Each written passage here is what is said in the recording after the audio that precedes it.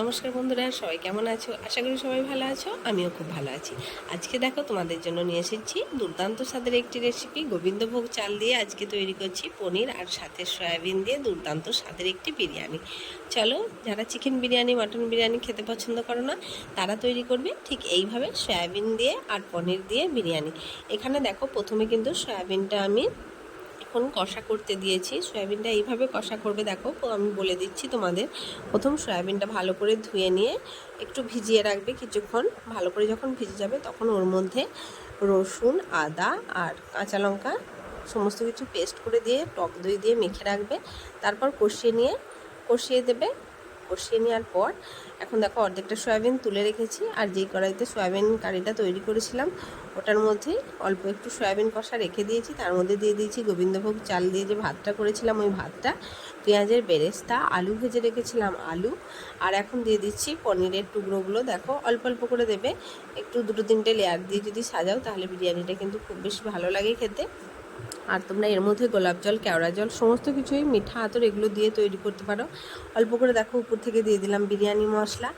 আর এখন দিয়ে দেবো একটু তলায়, যেহেতু সয়াবিন কষা দিয়েছিলাম আর এখানে সয়াবিন কষা দিচ্ছি না, এর উপরে এখন দেবো আবার অল্প করে একটু ওই মিঠা আতর আর একটু গোলাপ জল, কেওড়া জল একসাথে মিক্সড করে নিয়ে একদম খুব সামান্য পরিমাণে দিতে হবে, এই নয় যে অনেক বেশি পরিমাণে দিতে হবে, অল্প করে দিয়ে দেবো।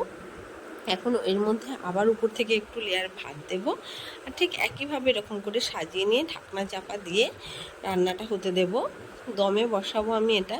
প্রথম 5 থেকে 7 মিনিট একটু হাই ফ্লেমে করে নিয়ে তারপর গ্যাসের ফ্লেমটা একদম কম করে দিয়ে মিনিট 10 মতন আরও যদি দমে বসিয়ে রাখা হয় এবং স্ট্যান্ডিং টাইমে, মানে ধরো গ্যাস অফ করে দেওয়ার পর আরও কিছুক্ষণ, কিন্তু আধা ঘন্টার মতন ঢাকনা খোলা চলবে না, ঠিক আছে?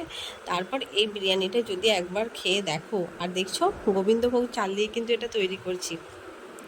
জেনারেলি যেগুলো আমরা দোকান থেকে কিনে নিয়ে আসি, মানে বিরিয়ানি রাইস, সেটা দিয়ে করছি না আমি, এখানে এটা গোবিন্দভোগ চাল দিয়ে করছি। আর গোবিন্দভোগ চাল দিয়ে করলে কিন্তু অসাধারণ খেতে হয়।